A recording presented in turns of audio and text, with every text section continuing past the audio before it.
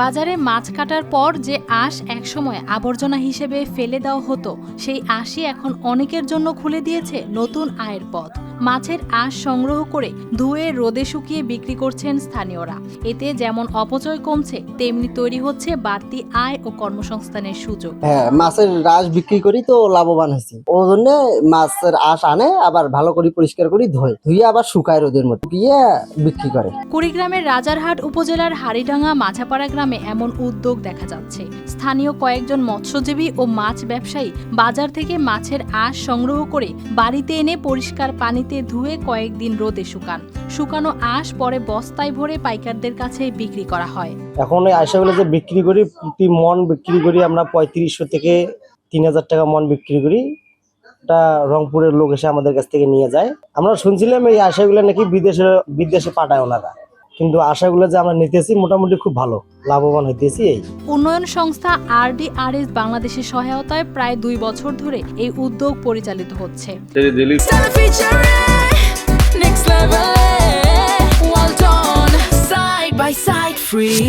চন্দ্র দাস রাজারহাট বাজারে মাছের ব্যবসা করে।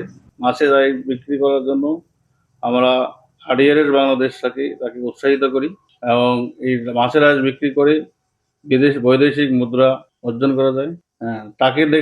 তাকে আমরা একটা আর্থিকভাবে কিছু সহযোগিতা করি, সেটা দেখে যেন পাশাপাশি অন্যান্য মাছ ব্যবসায়ীরা এই ব্যবসা করতে উৎসাহিত হয়। সংগৃহীত আঁশ সদস্যদের মাধ্যমে সংগ্রহ করে পাইকারের মাধ্যমে বিদেশে রপ্তানিরও উদ্যোগ রয়েছে। মাছের ব্যবসায়ী একজন আড়তদার পাশাপাশি মাছ কাটে বিয়ের অনুষ্ঠানে, সে মাছের আইসে বাসায় নিয়ে এসে পরিষ্কার করে শুকাইতে দেয়, এখান থেকে আবার বিক্রি করতেছে, মোটামুটি ভালো লাভে আছে। মাছের আঁশে প্রচুর পরিমাণে কোলাজেন থাকে, তাই এটি খাদ্য, ওষুধ, ফুড সাপ্লিমেন্ট, কসমেটিক্স, ক্যাপসুলের খোসা, এমনকি বিভিন্ন বৈজ্ঞানিক গবেষণাও ব্যবহৃত হচ্ছে। মাছের যে আইসা পরিত্যক্ত জিনিস থেকে যদি কিছু অর্থ আসে, সেক্ষেত্রে জেলে পরিবার, যে অসচ্ছল যে পরিবারগুলো আছে, এই পরিবার তারা অনেক দূর এগিয়ে যাবে। যে আঁশ একসময় বাজারের আবর্জনা হিসেবে ফেলে দেওয়া হতো, সেই আঁশই এখন হয়ে উঠছে সম্ভাবনাময় একটি সম্পদ।